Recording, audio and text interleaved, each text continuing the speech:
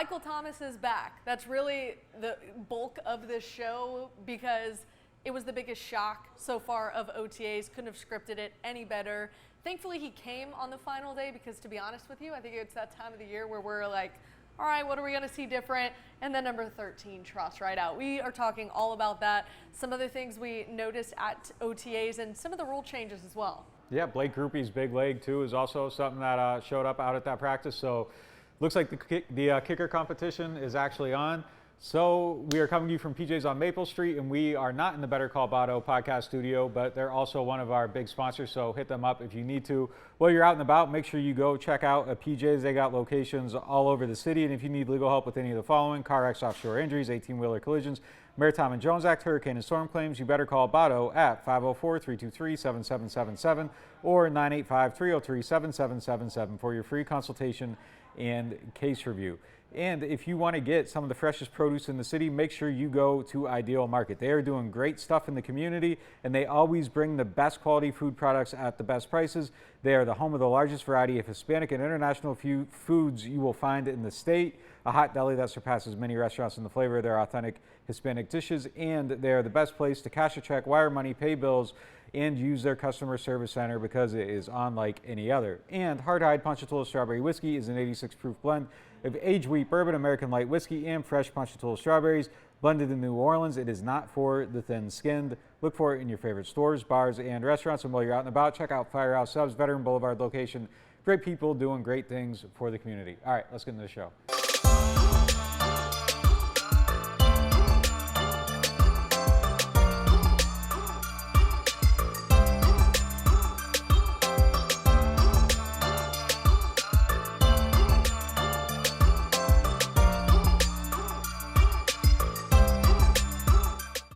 We are back on location, PJ's on Maple Street. Our show is presented by PJ's Coffee, some of the best coffee that we've had around town. Let me add, because let's hear it. I don't get in on the ad reads a lot, especially when we're in store, the smell of a PJ's. We're not talking about the food enough. My 12-year-old goes crazy for the stuffed waffle muffin. Oh. I mean, you can go breakfast, lunch, or dinner here. Dinner's Stuffed pushing it. waffle, but that's you a can. move. It's a move. Oh yeah, It's it's a move. serious I had the move. almond croissant while we were waiting. It was immaculate. So yeah, for sure. Yeah, so if you hear anything going on behind us, coffee being made, a little chatter here and there, it's just the ambiance of being at a PJ's Coffee. Where would you rather be? Right, but we're still going to bring you the same content at OTAs this week, the biggest shock. And Nick and I, when we were walking out, we kind of heard a little bit of rumbling, so we were looking for it. But the minute Michael Thomas rolled out onto the practice field after practice had started, the mood changed, didn't it? I think so. I mean, certainly for the media. I mean, and we were joking about how that's how we would have scripted it. There was plenty to talk about in the first two. Mike Thomas in episode 3 was the perfect way, you know. Oh, you're not watching the show yet? Yeah. You got to catch up because episode 3 was the best one. It's a slow build, but it gets going. You couldn't have scripted it better. Yeah, but it's not just the media. Dennis Allen, Derek Carr, they said there's an energy when Mike Thomas is on there. Even grown men who play football for a living agree with it. And me and Nick talked about it on the dot. We're gonna buy in too much. You know, we're gonna be drinking the Kool-Aid again. Cautious optimism. But there's just something, he's got a presence. He's one of the best players ever to wear a Saints uniform. It's probably Drew Brees and Michael Thomas at peak moments. And so if he's part of the team, it makes the team more special. Nick, too, I want to get into, you actually had like the minute-by-minute breakdown of when Michael Thomas came out, what happened, who he saw first. Let's get into that, too, for fans who just aren't allowed to be at OTAs, and they want to hear that specific breakdown. Well, actually, when we walked out there, Mike was running inside, so he was out there before we came out, and then went inside, and then he came back out, and then it was practice started about 10:45. Okay. At 11:18, he came out onto the field. Dennis Allen taps him on the helmet, big smile on DA's face, and then he goes behind there. And I thought it was pretty interesting because they were doing routes on air on that end of the field then. And as guys like Brian Edwards, who were playing the same position that Mike would play, Mike was running the route behind the line of scrimmage, doing the same exact thing. So they did that for a few minutes, about 9 minutes, and then they went to a special teams period. And Mike then was on the field with Jay Kaner, Derek Carr, and Jameis Winston. Said those names not in the order of the depth chart, just as they came to mind. And he was running routes for them, and he did the whole entire route tree. Slants, curls, outs, dig routes, goes. They went through everything. It looked like there was good chemistry, and it was interesting because as they were doing things, Derek Carr, you could see him like signaling to him, like doing different things with his hands, and then Mike signaling back, and they're talking to each other about how to go through this stuff. And look, I never stopped drinking the Mike Thomas Kool-Aid. I have had a full cup for the whole 3 years.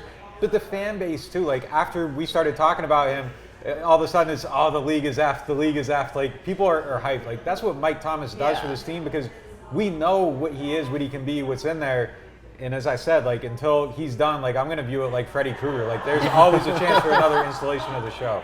Perfect laughing in here too at the time of my joke. We got to hire that woman to be like our Ed McMahon. We need that. But yeah, I was excited to see him. I got juice. Like Mike is probably my favorite player the whole time covering this team to watch, because his level of excellence, like Drew Brees is right there. Mike was arguably the greatest receiver in the NFL, and the things he does that he's good at are unmatched by anyone in the league. So I see Mike, and I'm fired up. Would you have labeled him, though, a participant or non-participant? Non-participant. Okay. He was present and practicing off to the side is how I would put it. But he was active, though. He was doing things, and it's not like Kendrick Miller's just out there watching. Right. Like Mike's actually helmet on. Yeah, some guys didn't have. It's not just jogging in the end zone. It's doing some actual work off to the side. So I would say like somewhere between participant and non-participant. Okay. But here, speaking of his participation level, we have a long list of players who aren't coming, which is fine. We talked about this last week. Marshawn Lattimore, Alvin Kamara.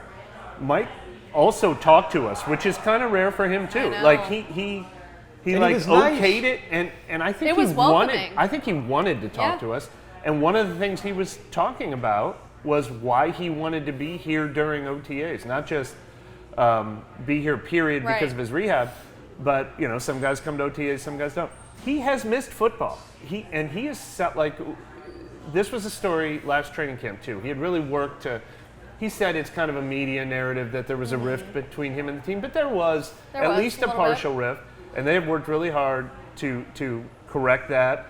And it was really important to Mike to be like, how many times did he say, "I love football"? How many times did he try to correct the narrative that when he's not here, he's like, when I'm not here and I can't do anything, I'm working on my hands, or I'm talking to people about football, or I'm watching tape about football. Everything I'm doing all the time, on the field, off the field, is because I love football and want to be great. He doesn't usually open up like that, and I think he was really trying to let everyone know, I really want to be here, and I always want to be here, and I always have wanted to be here. And so that attitude is as important as everything he was doing physically on the field, I think. It seemed cliche, too, because even in my live reports yesterday on WWL, it was, he said he wanted to be here because he loved football. There wasn't any answer of like, I wanted to be with Carr, I wanted to be with the wide receivers, I wanted to be with Dennis Allen. It was cliche in the fact that I love football, I miss that, but I think it was genuine. I don't think it was disingenuous at all. And he was incredibly receptive to us, as you mentioned, with the interviews and the back and forth. And one of the things that stood out to me that he talked about, and Derek Carr even touched on this as well, the fact that they are both willing to let their guard down, which was also incredibly genuine. I don't think he was like blowing smoke up our butt about this. Both Derek Carr and Michael Thomas made it clear that they are fine with letting their guard down and saying, hey, what did I do wrong on this route? Was it me getting you the ball? Was it where they're able to talk about those things? And I think that early chemistry is a good thing in OTAs rather than training camp, right? Yeah, look, and if you think your first point about Mike talking about how much he loves football, that's core to his identity. And I do think over the last few years that he's changed a little bit as a person. There seems to be a little bit more introspection, a little bit more patience in his dealings with people. So like some of that's cooled a little bit. Like I think success in football are things that are core to his identity. I think he needs that stuff, like he needs to eat. Like that is just who Mike Thomas is as a person through and through, and it's his identity. So I think that's just 100% factual. I think it pains Mike not to play football. Right. And when people say he's dogging it, like you have never even talked to this person, because it's just, you can't fake the intensity that he has towards his job. That's just a real thing. But yeah, I thought it was interesting too, the stuff about Carr, just talking about he doesn't care who's right as long as it's right. I think Mike's the same way. I think these are just both two people that really, really want to succeed. And I think where they're both at in their careers, that's probably even more true now, because Derek went through some adversity. Mike has been through tons of adversity. These guys just want to win and put up, numbers that help the team win within it. So 100%. I think they're both meeting each other at a time where like they need one another badly. I think Mike appreciates what Derek has, and I think Derek appreciates what Mike has. I think if they can stay healthy, I'm expecting like really, really good things from those two. They're almost a package deal. I mean, we know that Mike was recruiting Derek Carr to come here, but if that was unsuccessful, Mike might not have come back. I think Mike would have come back anyway, especially. He tried to say that was just a made-up media narrative yesterday. That's the one thing where I think maybe wasn't quite as genuine, because, I mean, the thing him and the Saints did in January was very much kind of ripping up his old contract. So it basically made him a free agent. Now, maybe what he's saying is, in his mind, he never thought about leaving and he never wanted to go anywhere else, and I think that kind of played out. I don't think he really strongly tested the market. I think this was his first choice, but I think it was his first choice in large part because of all those conversations he had with Derek Carr, and once he got Derek Carr here, I think that sealed the deal. To interject quickly there too, one of the first things Derek Carr said about Mike is that he was talking to Mike about Mike's decision on coming back here, and that played a part in Derek's decision. So I'm not even going to get into like the sources or whatever, like Derek Carr said. But it's the NBA. It's the NBA. It's like, where are we going together? Right. Yeah. I didn't know. That's a really good point. Yeah, there might be a little bit of a smoke screen up with that. That there's might have leaked out I am a little bit. positive that there was talk about what was going to happen in the future with Mike. It wasn't just like a non-thing, but whatever. But again, He's the back, Saints, and that's all that mattered. A lot of that was the Saints were going to put a limit on how much they could afford to pay. I mean, they had to say what you want to say about the Saints salary cap situation. They have to make every decision down to the penny, and there was a limit on what they pay Mike. And the fact that Mike was willing to sign a deal that is like more than 50% incentives kind of puts his money where his mouth is. This is where he wants to make it work. And he's the type of person that wants to prove it. He doesn't want to just talk it. Now, Derek Carr, my goodness, not to put a play on words here, but it was like he got a shiny new car out at practice yesterday. When we saw him, I've never seen him like glow the way he has. I mean, we've only seen him this was our third OTA practice, and we'll see what he's like at training camp. But when Michael Thomas came out there, it definitely seemed a little different, didn't it? So we're doing car jokes now? Yeah. That's where we're at? That's where we're at. Shiny new toy, shiny new car. Look, he was really driving the offense too yesterday. He was going through all of it, and there was it was fascinating to watch him. Every time we've been out there, you see him take more and more control. And yesterday, I felt like you looked at him, and Derek Carr was saying, "This is my team. This is my offense." And there were just like a lot of adjustments they were making after plays, and then you would see him go back to those plays later. One of the ones that stood out to me is they were doing the routes on air, and he threw a fade route to the back corner of the end zone to Juwan Johnson, and he was like signaling to him, like, hey, leave me a little bit more room, leave me a little bit more room.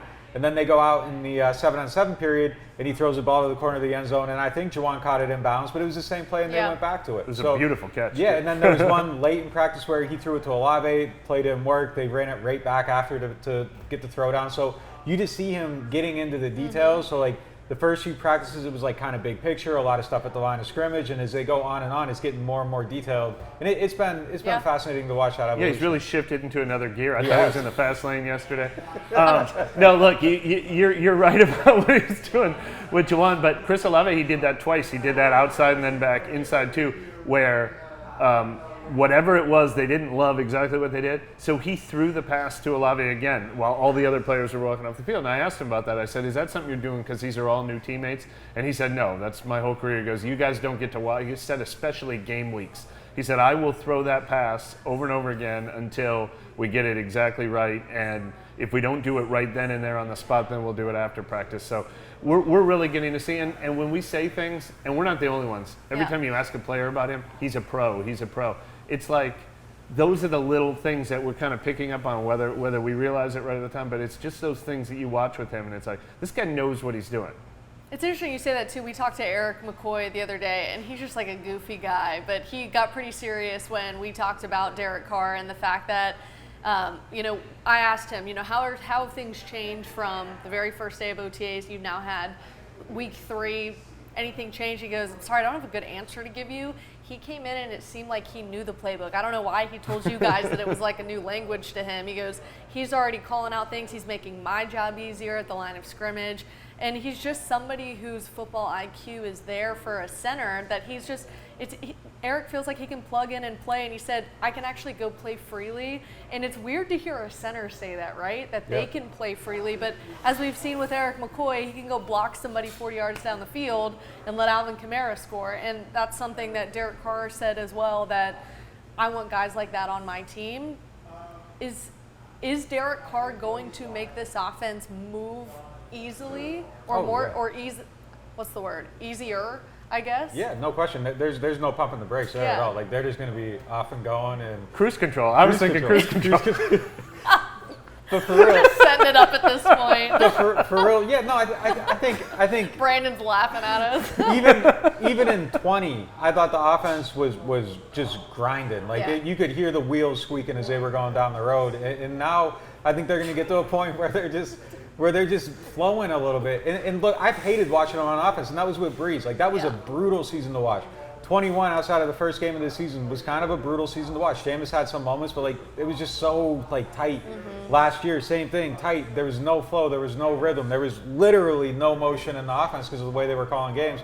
I think they're going to get to a point where there's at least some drives where it's not like, the Saints would get behind in any game and it would just be like they aren't going to be able to come back. Like you just didn't believe it. And there were times last year where I thought Andy Dalton was good, but Andy Dalton trailing in games was horrible. Yeah. Like he just lost his cool. He would stop being able to throw accurate passes. The offense would just fall apart. Derek Carr, like one of the things he does well is like he's the comeback kid. Like that is part of him through and through. So I think just start to finish, these games should be a little bit easier. DA did say it though, and it's the line me and you were saying when they signed him. He isn't a savior. Like you can't look at him like he's coming in and he's going to be Patrick Mahomes. Like this is like the 12th, 13th, 14th best quarterback in the NFL, but that's a massive improvement over Andy Dalton, who's, in a place where he's going to get replaced. So that's better than quarterback 33. I want to ask you guys, buy or sell Dennis Allen saying that Michael Thomas is a true team guy? I mean, obviously, he's saying that because there were reports of the rift he's had with teammates. There was a fight in a practice once that led to a 1-game suspension, and but the effort that he's made. I mean, the first thing Dennis Allen did when he got the job last year was fly to Southern California with his wife, have dinner with Michael Thomas, spend a lot of time with him, make sure they're on the same page. I do believe that everything has trended positive since then, and Michael Thomas has recognized the effort that needs to be seen from everyone in the organization. So I believe that when Dennis Allen is saying that's not a concern for the team right now. Okay. I know that some fans are kind of on both sides of the fence on that. That's why I ask. For you guys that are hearing things I don't think he's an outside independent of it. contractor. I mean, I don't want to belittle anyone who's had, arguments with him. Yeah. Like I'm sure the medical staff has had a difficult time with him because the rehab has been grueling and it's been his livelihood. So I don't want to give him a free pass or whatever. But as Nick said, dogging it, anything like that, I'm out for myself, I'm doing my own thing. That part of it has never been the equation. His thing is, I will tear this building, I will burn this building down if it'll get me on the field a day earlier. He always wants to be on the field, and when he's on the field, he wants to do what the team needs from him. Yeah. I don't want to act like I'm in Mike's head, but just as an observer of Mike, I think Mike thinks about things a little bit differently. I think that sometimes he has trouble trusting people, and I think that manifested in some of the medical decisions he made.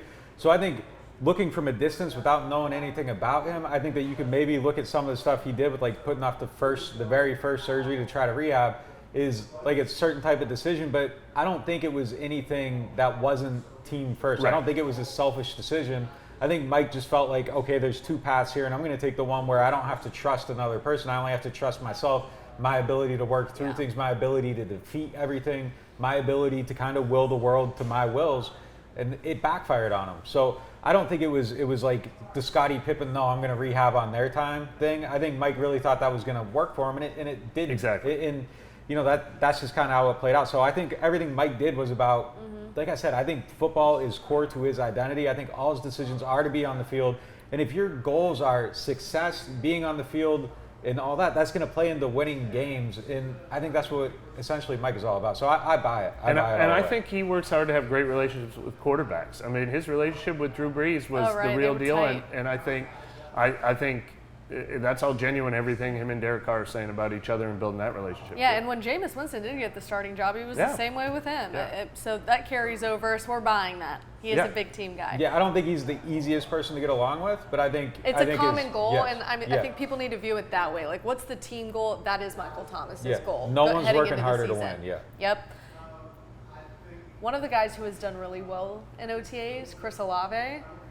How does Michael Thomas being integrated back in play into now the reps and kind of the way things are going to flow with Chris Olave? I think he's going to have opportunities. I think they're going to throw the ball a lot more this year, period. So I think there's enough food on the plate for everybody to eat. And look, I think there's probably, kind of what Mike's gone through. I think that probably helps everybody like coalesce and have a healthy picture. I don't ever think Mike was like a super jealous guy on his target, but Mike needs the ball. But I think that, kind of where they're at, Olave coming from the same school, pre-existing relationship, all that stuff, I think just kind of sets it up to where there's going to be a very easy, harmonious relationship between the two. Yeah, he called Chris Olave and Rashid Shaheed my guys. He said, I took them under my wing. They're all from Southern California. He'll be happy to share with them. And I mean, you couldn't draw up, if you're like, all right, we've got Chris Olave and Rashid Shaheed, these two young outside guys. Who would perfectly complement those? What's the exact type of receiver we need? Mike's the best example of all time. So they fit very well on the field. Sticking with the offense before we move on to Juwan Johnson, I know you wanted to get into the day that he had yesterday. How has he progressed? Again, to remind everyone, we've only been to 3 practices. They've been practicing for 3 weeks. So in the limited portion, what have you seen from Juwan Johnson? Yeah, we've been to 3 practices and we only saw team drills on 2 of them. But Nick tweeted out yesterday that he thinks if there was such thing as an unofficial OTA MVP, he would give it to Chris Olave, which he can talk about more in a second. And I was thinking, definitely true. We've seen that Carr Olave connection, but for the exact same reason, I probably would have had Juwan Johnson in mind. More because I see a leap potential. I mean, we already have Chris Olave right here. I feel like Juwan Johnson, especially since they spent so much time talking about we need that contested catch guy, we need that third down guy, we need that red zone guy. And just, I feel like every practice, Carr's first 2 completions or 2 of his first 3 completions in each drill have gone Juwan Johnson's way. And I just feel like opportunity and just the presence of, he used to be the undrafted rookie who was out there trying to make a team, trying to distinguish himself from Marquez Callaway. Where do I fit? Competing against Troutman. Now he feels like tight end 1, unquestioned. And I just feel like there's, a maturity and a growth to that stands out to me on the field. He looks confident too. Yeah. And same with Chris Olave, just in year 2. He does. Look, I'm excited about Juwan too, just for the simple fact that, like, look at the coach they have, the tight end coach, Clancy Brown. Like, he's worked with Algie Crumpler, Antonio Gates, Jimmy Graham. Like, the list of tight ends he's worked with is crazy, and I think he can come in and make Juwan like that polished product, which he hasn't been. Like, simple things like how you run her out in the first quarter is going to set up, you do something off it in the fourth, and like you tell a story through your route running, and I think they can teach him those details at that position because he is still a new tight end, and I think that's going to help his growth tremendously. So I like his leap potential, but I just think like every time we go out there, we see Olave making plays every single day. It's multiple catches. And just the offense as a whole, like the thing I was thinking about yesterday as we were watching, like they dominated that practice. I don't remember them dominating a practice like that in a long time. So to go to your earlier question about like the offense actually spinning a little bit, I think we're already seeing it. Like things don't feel hard, and like the star players are making plays. Like we would go out there before and be like, damn, I don't know, like if I saw Mike make a play in a while. Like and it's just not like that anymore. The guys you expect, Rashid's making plays, Olave's making plays, Juwan's making plays, Jamal Williams, like you're seeing him show up. So I like what they're doing out there, but to me, Olave is just showing, like I see the growth, and it's like, wow, he's like doing these things better. Even though the play they separated on in the 11-on-11s, in the wheel route, they ran that wheel route earlier too and came back to it, which was kind of cool. But like he found a way to like position himself between Roby and Zach Bond, maybe like a slight push off, one that you probably get away with in a game. Yeah. But like it was a smart, heady play, and he's like doing the detailed things now that maybe he wasn't doing last year. We've seen strong hands from him too. I mean, we've seen how many times have we seen him catch the ball? 12 total. But I'd say on 4 of them we've seen strong hands. I'm coming down with this ball, which is the number 1 thing he had to work on. I think it's year. 9 actually.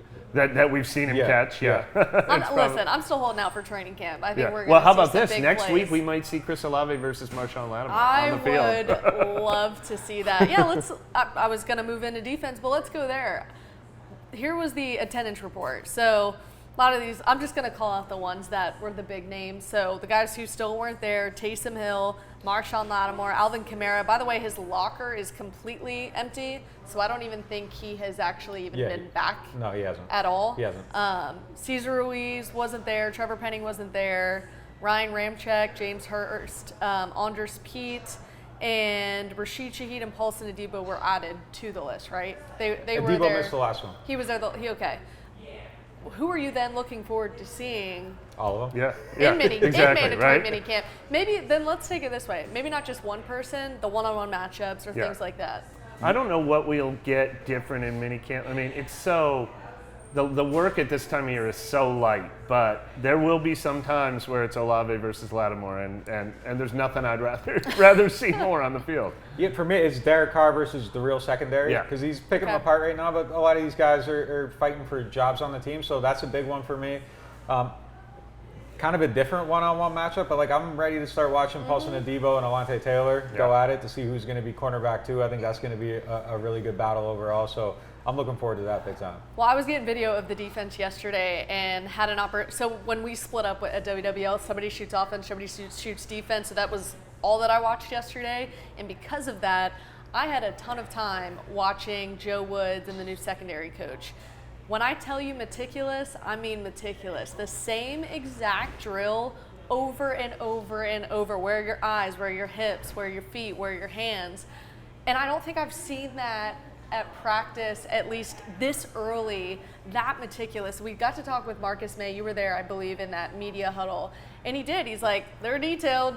They're watching everything. We know exactly what they want. How is that going to translate on the field with some of these guys, and especially Alontae Taylor, who is working kind of in that new role? He was in a different position group than the one that I saw, working off in the slot. But it seems like this is now going to be an environment where we might see some new things on defense, or it might be a lot cleaner as far as penalties goes. Well, I think DA has a type and the type of coaches he likes. Like Doug Marrone is like brutally detail oriented to the point where like when they come in during OTAs, it's like, this is how you get into a stance, and they start from there and build up. And I think we're seeing the same thing in the secondary, but you saw the results last year on the offensive line. Like players were playing better. Guys that never got it before got it. So I think DA likes people that don't look over the detail, that they are dealing in the details, and I think that might help him out. Even for veteran guys, I'm sure it's beneficial even for Tyrann Mathieu to like go back over some of this stuff and just to make sure all your fundamentals are exactly on point.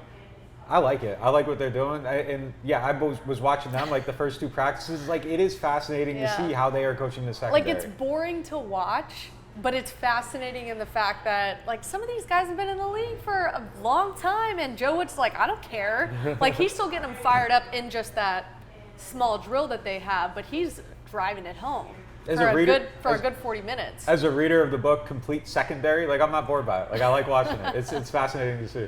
Did Joe Woods write that? He's been a secondary coach for a long time. But I mean, look, he's the defensive coordinator who's basically a teacher teaching the secondary, because Dennis Allen is the de facto defensive coordinator, and he brought in Marcus Robertson, a new secondary coach too. Both guys he's worked with before. So it's clear that he has a direction that he wants to take. And OTAs are definitely not the finished product, as Dennis Allen mentioned over and over. This is kind of where we can work on some things that we might not have time to once it comes to training camp, and you've got to be ready and at full go. So Alontae Taylor, I saw Dennis Allen right after, I think, or right before we had to turn the cameras off. He pulled Alontae Taylor, and it was probably 10, 15 minutes that he sat with him and talked with him, and Alontae's just shaking. I mean, you could see the frustration. He just wants to be, he's such a good outside corner, and now he's having to learn, in that nickel package, how can I excel at the slot. Do you think there is a way that he can get it by the season? I think he will. It's different. And as he was telling us, like, it's just so much more is open. Yes. And then even like when a guy runs a route out of like on the outside, you can kind of look at the split and how they're set up in the situation and kind of say, okay, it's going to be 1, 2, or 3. And like, you kind of know what direction it's going to go, and you cut down the menu and it makes it easier to cover. Like in the slot, it's just wide open. It can go either way. And that's why I keep saying I think he's a better slot player than Adebo, because he's just more fluid in his movement. And you just, when they're out there, he doesn't want to hear that. When you're out there though, like some of the stuff they do, like if you watch them go side by side, like there's like Alontae can just get his hips open way faster. Now Marshawn versus both those guys, it's not even a fair fight, but Adebo just moves like a taller, bigger player, and Alontae kind of moves like a smaller player, even though he has the size. So I just think it's a matter of just getting everything down, getting the quickness of it, knowing what you're supposed to do. And you got to know how to play to your help more on the inside than you do on the outside. So there's just a lot of little intricacies that I think it's going to take time. But I do think if they need him to do it, I think he'll be ready by the start of the season. And he said, he's the kind of guy, he said, I just want I want it to happen right away. Yeah. Like It's very clearly I something want to that's- succeed right away at something, so it's tougher. It's been a while probably since he struggled at something, and we got to know his personality. Obviously, check out that show if you guys haven't watched it already. Where he sat down in the chair with us. He seems like a guy who he thinks big and he aims big, and good. That's a good trait to have. I saw this tweet too from Lonnie Johnson. He put out, "It's Yeah. something special brewing around this team. I missed that opportunity once. I'm gonna do everything I can to not miss it again." What opportunity is he talking Well, about? that's what I tried to capture in the story I wrote last week, and we talked about it earlier when I was talking with Bradley Roby and I was talking with Tyrann Mathieu. When we've talked with Tyrann Mathieu and Alante Taylor in studio, there is you can overstate some of this stuff in OTAs, and every year there's going to be quotes about how strong it feels. But there is a real vibe, especially in the secondary, where it's loaded with talent, it's loaded with experience. I mean, Bradley Roby, who won a Super Bowl like 9 years ago with the Broncos, is saying, he's been in the league for 9 years, and he's saying, this reminds me of that team 9 years ago. Lonnie Johnson is saying, this reminds me of the last team that I was on that had a chance. Like, they know they have a chance to be special. Chiefs, right? Lonnie Johnson Jr.? Yeah, he was with the Chiefs. I think he got cut before the season. Is that what it was? that Yeah, he's but look, talking about? he Yeah, because I saw twos with Houston. yeah, I think it was the Chiefs. So Yeah, Houston wasn't his Yeah. missed I opportunity didn't that he think was talking so. about. Yeah. he saw Mike Thomas out there and he got hyped. That's all There that you happened. go. Yeah, that's exactly what it is. You wanted to talk to a little bit about Bryan Bresee. I think, didn't he come up like every show? Yeah. Just because he's the first round pick, there's a ton of expectation around him. I have thoughts this time. Oh, Yeah, we saw him playing team with the first team Yeah. because Colin Saunders, speaking of the Chiefs, was at the White House getting his ring from last year. So Bryan Bresee got first team snaps, and again, no live tackling. And every time I was like, I want to watch Bresee, then I watch the ball and I see what Olavi did. Oh, I forgot to watch Bresee. It's so tough out there. But I asked Dennis Allen about it. I'm like, so what have you guys seen in these 3 weeks? And he said quickness, suddenness, quick twitch. He said those are the only things you can see right now. But he said it's very clear that it's different from the guys they've had. He goes, we've had a lot of guys with power in that position, but that quickness, that first step, that suddenness, that is a different element he is bringing to that position, and you notice it right away. Yeah, you see it. Like, he gets off the line quick. Even when they're going through the drills, I have my binoculars on him. He's just, they're going, like, he's the first guy going, and it's not because he's, like, jumping the gun. He's just quicker out of it. And that quick first step is going to bode well. He's going to make plays off that this year. when's the last time they had a guy like that on the defensive line? I was trying to remember. I mean, Sheldon Rankins, probably. Yeah. he's Sheldon Rankins, but he's not built like Sheldon Rankins. I Yeah, mean, but this guy looks like a defensive end playing there. Sheldon was faster. Like, he went Yeah. with speed, so Bresee has that element. And since then, I don't think they've really had it. Nick Fairley was kind of that type of player, Yeah, too. But that's a since good those call. guys, they really haven't had that element. And I think we learned yesterday the competition is real at kicker. Blake Grupe, perfect on the day, and what was it, 59 yards Yeah. to end practice? Pretty good. Guy gets a lot of torque. Yeah. Gets a lot of torque, yeah. All right. I don't think it's big leg, I think it's torque. So, yeah. It hits different when they're doing it inside too, because you hear the clang against the Yeah. metal wall too. Will Lutz is famous when Peyton said it's the best kicker workout I've ever seen. He was talking about those line drives from 62 yards hitting off the metal wall. Just feels different than when it's hitting a net on the outdoor practice. The thing about Grupe is I've heard his workout compared to the Lutz workout. So and now we see it in the practice, and I don't know. Darren Rizzi did say, I was talking to Darren Rizzi after practice though, and I was saying, is this a legit competition because you wanted to bring in a legit competition for Will Lutz, or because you found something special in Grupe? And he was quick to point out that yesterday, he said, it's like a pitcher. You only, you have your days on and your days off. And he goes, Yeah. you guys weren't out here yesterday, but Will Lutz had one of the best workouts I've ever seen from him. So I think Darren Rizzi is well aware that he needed to give Will Lutz some love because we were all going to start anointing Blake Grupe Look, based on that here's practice. the thing about Rizzi thinks so. He has an all-pro kicker, and then he's still doing his study on the returners, and he's bringing in a new returner for an all-pro to compete with him in camp, Yeah. and the job's actually up for grabs. Yeah. He's not a guy that's going to Yeah. just give anything away to anyone. He's challenging them. This is a real competition, and I think there could be real results. Like, if this guy keeps it up, you have to take it seriously. And wasn't Darren Rizzi not happy about this new kickoff? Yeah. New kick. What is the rule? I talked to him after about 15 minutes of inventing about. So Darren Rizzi is actually, his voice really matters in this. You've probably been hearing, Andy Reid, Sean Payton, Dan Campbell, Bill Belichick. There's not Matthew Slater. There's not a person in the league who's not complaining about this rule. But Darren Rizzi's voice really means a lot on this because he's on this 10-member committee that the league has brought in since 2018, flying them up to NFL films, studying why these injuries are happening on kickoffs and what can we change. And they've changed about 8 rules. They've gotten rid of the 2-man wedge. They've started making it where you have to have 5 and 5.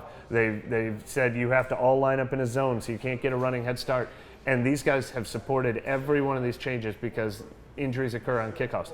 But this year, the NFL kind of forced it down their throat. It wasn't winning in the meeting, so then they went to an owners-only private meeting, and after Roger Goodell convinced them to make the rule change, the owners made the rule change. Every coach, every player is against it because they think they're looking at numbers and there's no common sense behind it. So what Rizzi was explaining, so the new rule is you can now fair catch kickoffs if they don't get to the end zone, and you get it at the 25. And the NFL thinks there'll be less kickoff returns, it'll be safer. And they said, well, no one's going to want to do that because if you muff it, then you have to get the ball right there. You can't advance it. And they said, and what's going to happen instead is if you don't want to give a team a chance to fair catch a kickoff, we're just going to start squib kicking it more. And squib kicks are chaotic, uncontrolled plays. And they actually think those could be less safe. And they're just like, they don't believe the data behind it, they don't believe the common sense behind it, and they don't think they've thought of the unintended consequences. And I think they're just really upset that their voices weren't heard. And they're like, if you want rule changes to make it safer, we'll give you 3, 4, 5 ideas. We don't think this is one of them. I think it's interesting too. Is there anything outside of special teams? You mentioned 10 people going and meeting and watching NFL films. Do they have that for any other positions? Yeah, I mean, Sean Payton used to be on the rules coaches committee. I mean, they do try to really examine rules specifically. But this one, they've sort of formed this committee because I think they found, starting around 2018, that the kickoff is percentage-wise the most dangerous play when it comes to concussions in the league. So they're working very hard to be like, how can we let this play survive? Because there's a lot of fear that one day they're just going to eliminate the kickoff entirely, which is not what they want to do. But they're trying every way they can think of to make it safer. Well, I can understand both sides, trying to keep it safe, but also a competitive advantage. Yeah. But mandatory minicamp begins next week. We are so excited to be out there. It doesn't, because it's mandatory, it doesn't mean everybody's going to show up. So that's something we're going to be looking forward to as well. But thanks again for tuning in from our PJ's location on Maple Street. We'll see you guys next time.